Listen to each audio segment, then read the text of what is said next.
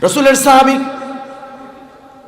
ওমর ইবনে আবু সালামা বলছেন, আল্লাহর নবীর তত্ত্বাবধানে যখন আমি ছিলাম ছোট মানুষ, রসুলের কাছে আমি সময় কাটাই, রসুলের সামনে আমি খেতে বসি।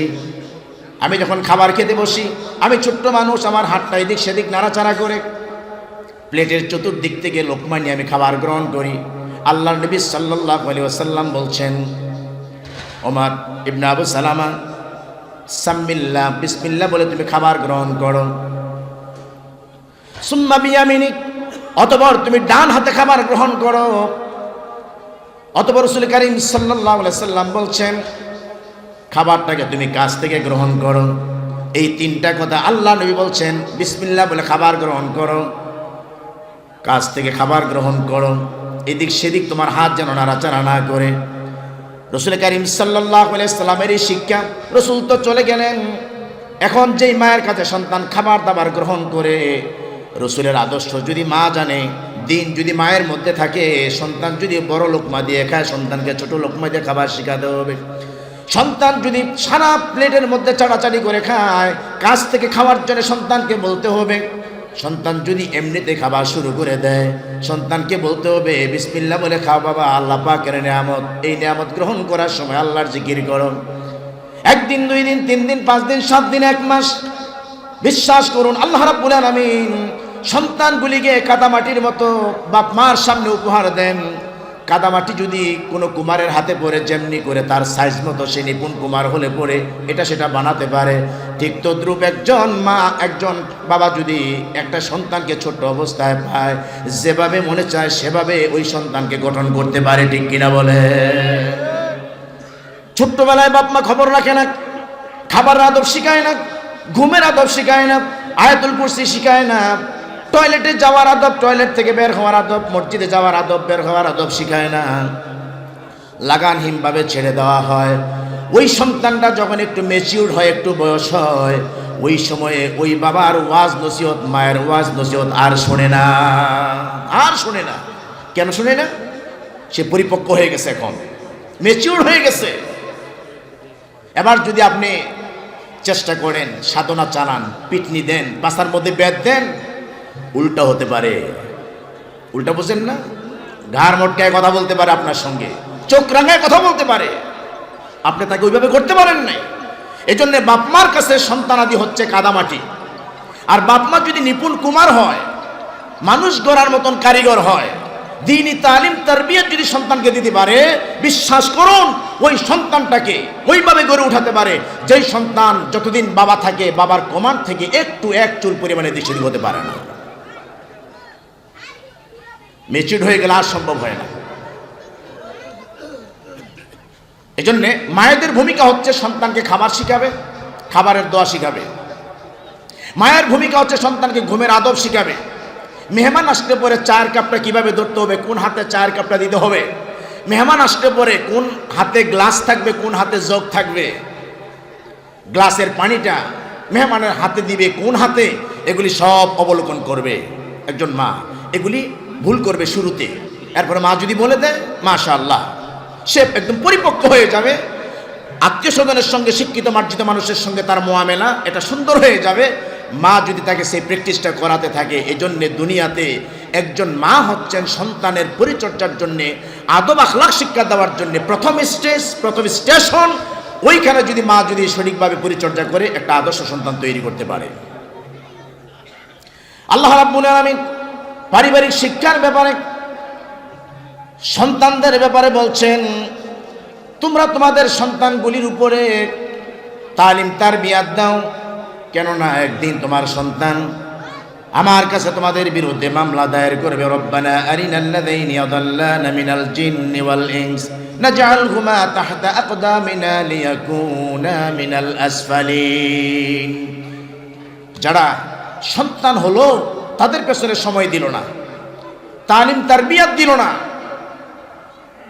এই সন্তানগুলি দিন থেকে বঞ্চিত হলে একদিন আল্লাহর আদালতে যখন বাপ সন্তান তারা যাবে, একসাথে উঠবে, সেদিন সন্তানগুলি আল্লাহর আদালতে মামলা করবে, কেন পথভ্রষ্ট হলাম, কেন গুমরাহী হলাম,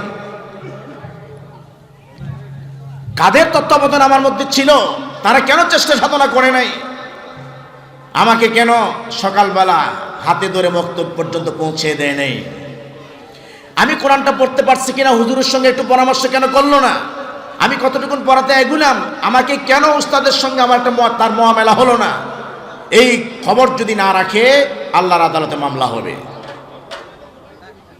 ফালাম্মা বালাগা মাহুস সায়া, সন্তান যখন পিতার সঙ্গে চলতে পারে, ইব্রাহিম আলাইহিস সালাতু ওয়াস সালাম সন্তানকে বলেছিলেন, বাবা আল্লাহ পাক আমাকে হুকুম করেছেন তোমাকে জবাহ করার জন্যে। ছোট্টকাল থেকে সন্তানকে সেভাবে লালন পালন করে আসছে, তালিম তারবিয়াত দিয়ে আসছে। যেমন নবী ইব্রাহিম আলাইহিস সালাম তেমন নবী ইসমাঈল আলাইহিস সালাম তালিম তারবিয়াতের কারণে স্বপ্নের কথা যখন সন্তানের কাছে বললেন, এবার সন্তান দ্ব্যর্থহীন কণ্ঠে পিতাকে বললেন, ইয়া আবাতি ফাআল মা তু'মারু সাতাজিদুনি ইনশাআল্লাহু মিনাস সাবিরিন। ও আমার আব্বা, আল্লাহ আপনাকে যা হুকুম করেছেন আপনি তা যথাযথভাবে আদায় করুন, যথাযথভাবে আপনি পালন করুন।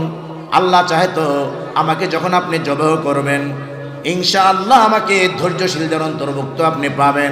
আপনি আপনার স্বপ্নকে বাস্তবে রূপদান করেন, স্বপ্নকে বাস্তবে রূপদান করেন।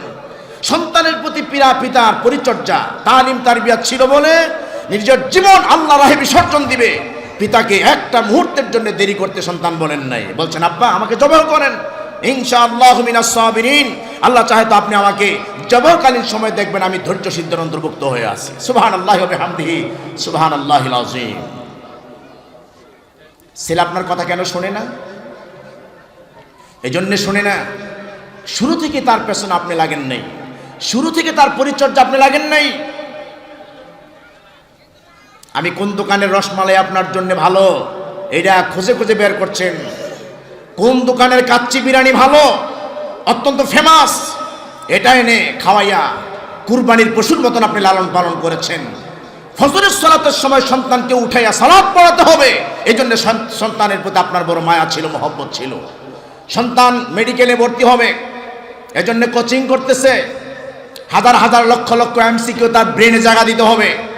এই জন্যে সন্তান রাত 2টা পর্যন্ত 12টা পর্যন্ত পড়াশোনা করছে। সন্তানকে ফজরের সময় ডাক দেন নাই। রমজান মাস ছিল, সিয়াম পালন করতে উদ্বুদ্ধ করেন নাই। আমার ছেলে মেডিকেলে পরীক্ষা দিবে, বুয়েটে পরীক্ষা দিবে, আমার ছেলে ঢাকা ইউনিভার্সিটি চান্স নেওয়ার জন্য পরীক্ষা দিবে, বাবা বলছে তোমার সিয়াম রাখতে হবে না। এই হচ্ছে আমাদের দেশের ট্রেডিশন। সকালবেলা আমাদের চোখের সামনে মাদ্রাসাগুলিতে মাশাআল্লাহ এখন সারা বাংলাদেশে, এই যে আমাদের আরফান ভাই এখানে মাদ্রাসা করেছেন, যারা আসছেন যদি কোনো সময় বের হন একটু দেখে যাবেন মসজিদ মাদ্রাসা। আমরা চাই পূর্বাঞ্চলে দিন প্রতিষ্ঠার জন্যে একটা সময় গোটা পূর্বাঞ্চলের মধ্যে হাজার হাজার লক্ষ লক্ষ মানুষের বসবাস হবে, অনেক হাইলি সোসাইটির মানুষেরা বসবাস করবে, হায়ার এডুকেটেড পার্সন যারা তারা আসবে। শিক্ষিত মানুষের কাছে দিন প্রচার করা, দিন পৌঁছে দেওয়া বড় সহজ।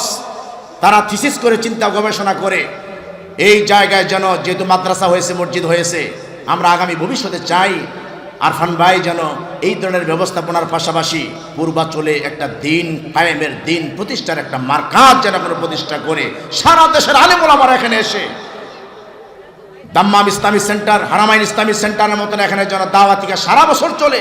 এই লক্ষ লক্ষ টাকা খরচ করে শুধু এক বছরে একবার আপনাদেরকে জমায়েত করবে এমনটা নয়।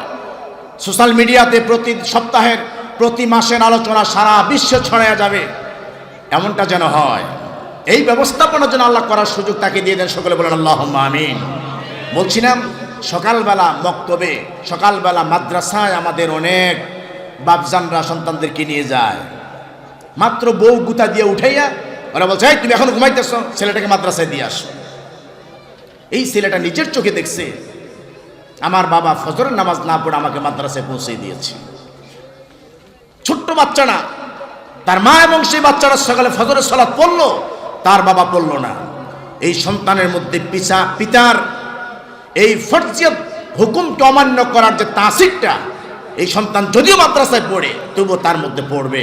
আর আপনি যদি ফজরের সালাত পড়েন অতঃপর সন্তানটার পরিচর্যার জন্য তাকে যদি মোটরসাইকেল দিয়ে অথবা রিক্সায় করে অথবা পায়ে হেঁটে মাদ্রাসায় পৌঁছে দেন, আপনার এই সকালবেলা ঘুম থেকে উঠে, ভোরে ঘুম থেকে উঠে ফজরের সালাত পড়া, আপনার এই আচরণ, আপনার এই ব্যবহার, আপনার এই ইবাদতের নমুনা সন্তান প্রশিক্ষণ গ্রহণ করবে।